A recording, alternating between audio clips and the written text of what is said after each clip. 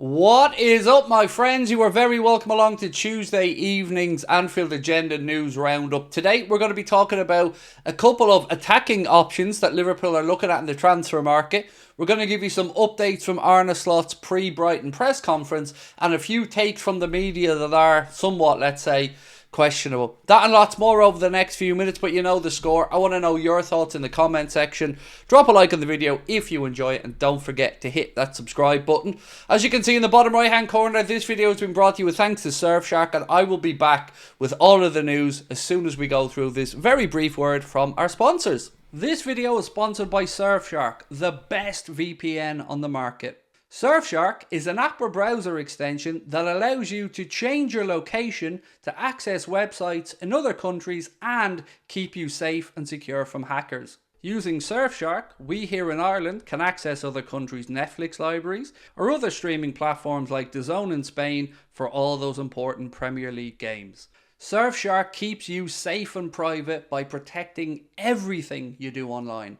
Everything. When your device connects to the internet, all that information is, in a way, blurred out. Surfshark is particularly useful for keeping you safe from being hacked if you use public Wi-Fi. Let's say you're in a cafe, you're at college, you're out and about, they've got you covered. Surfshark allows you to use one subscription on unlimited devices, meaning you can share your account with friends or family or that neighbour who's a little bit cheap. On top of all of this, Surfshark offers a 30-day money-back guarantee. You can also upgrade to Surfshark One, which includes the VPN, an alert system for breaches related to your data, such as emails and credit cards, and an antivirus software for your desktop. Our sign-up offer gives you Surfshark VPN for a little over €2 a month. Simply scan the QR code on screen right now or use the link in the description and enter. Thank you very much for your patience, my friends, and now look, let's get straight into it. Victor GYOKERES. Apparently, not only are Liverpool interested, but he could be gotten for a reasonable price. So, Florian Plettenberg today reported that Liverpool are one of the clubs interested in signing Victor GYOKERES. Despite a release clause of €100 million, there is an agreement between himself and Sporting that he could leave next summer for €60 to €70 million.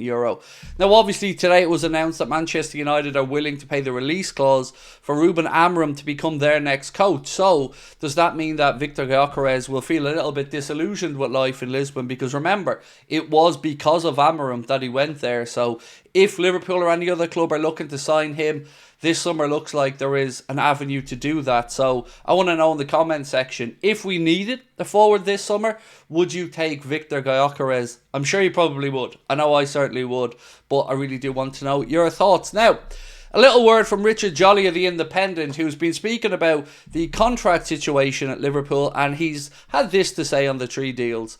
So he said, of Liverpool's contract three, the trio who would be available next summer, Virgil van Dijk feels the likeliest to stay, Trent Alexander-Arnold probably the likeliest to go, with Mohamed Salah somewhere in the middle.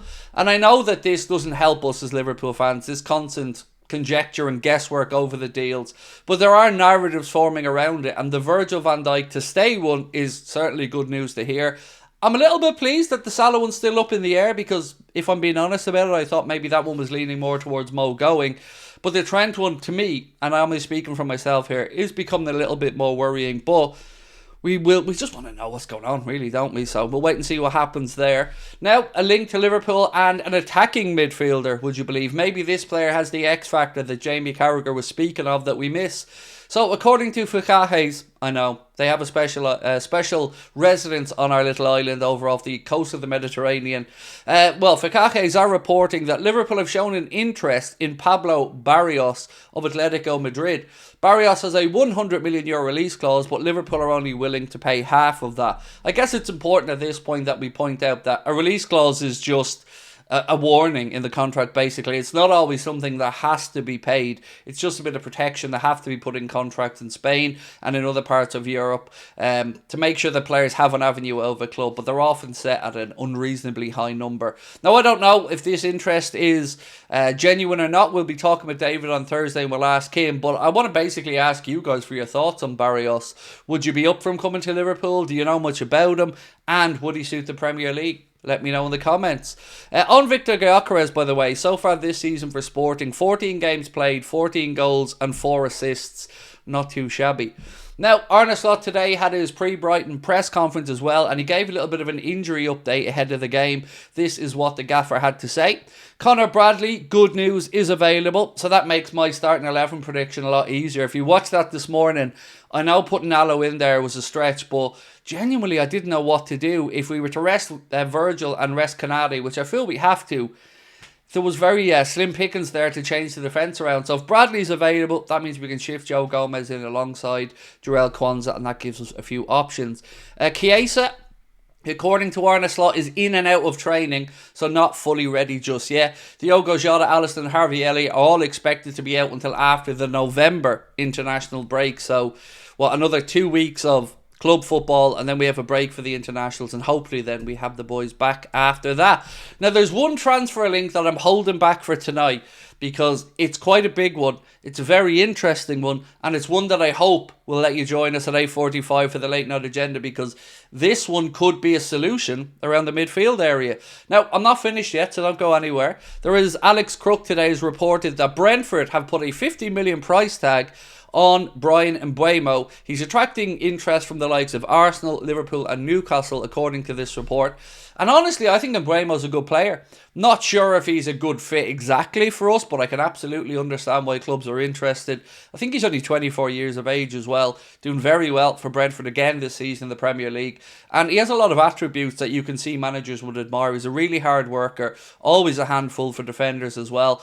And at 50 million quid, honestly, I think that's a reasonable enough price tag for somebody who is Premier League tried and tested, albeit I don't know of how strong Liverpool's interest is now. Let me know your thoughts. Mbeumo, GYOKERES, anybody else that you guys think Liverpool should be looking at? So, one thing that I spotted today in Arne Slot's press conference actually was an interesting little tidbit on Chiesa, because we know there's been a question about whether Chiesa is going to go on loan or not. Well, this piece here from Arne Slot suggests no. So we said to you guys the other day that these reports about Chiesa going on loan to Serie A are nonsense. David Lynch said as much as well. Arne Slot has said it hasn't gone through my mind at all to send him on loan. First is to get him fit. He missed pre-season, and in pre-season he was low intensity sessions and was only training with 3 or 4 players. To go to a high intensity league is difficult for every player. It hasn't been perfect to find the right way to build him up, and I'm fully confident that will happen. Speaking more about injuries, this is what Arne had to say. Conor Bradley's training with us again, so he could be in the squad tomorrow. Jota not, Elliott not, Alisson not. Federico, I'm not expecting him to be in the squad. Now, looking at Brighton's injury concerns for this one, ladies and gentlemen, they have quite a few injuries themselves in there. They've got João Pedro out, Lewis Dunk out, Minta out, James Milner out, Webster out, Solly March out, Hinchelwood out, and Matt O'Reilly out.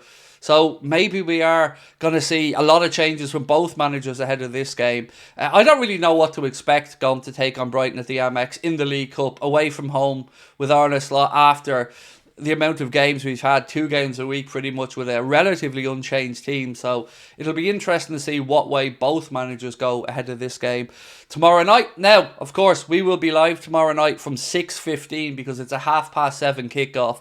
So hopefully you can join us for that, my friends. I do appreciate you taking the time to watch the video. As always, I also appreciate your time and understanding with the ad reads as well. They're an integral part of our channel and many other channels being able to keep our content free. So we do appreciate your understanding on that one. And I will catch up with you guys tonight at 8:45. Well, remember, we've got one juicy story still held back for you that we're going to be talking about in tonight's stream. So I hope that you can join us for it. Thank you for your time. Enjoy the rest of your Tuesday, and I'll catch up with you soon. Bye-bye.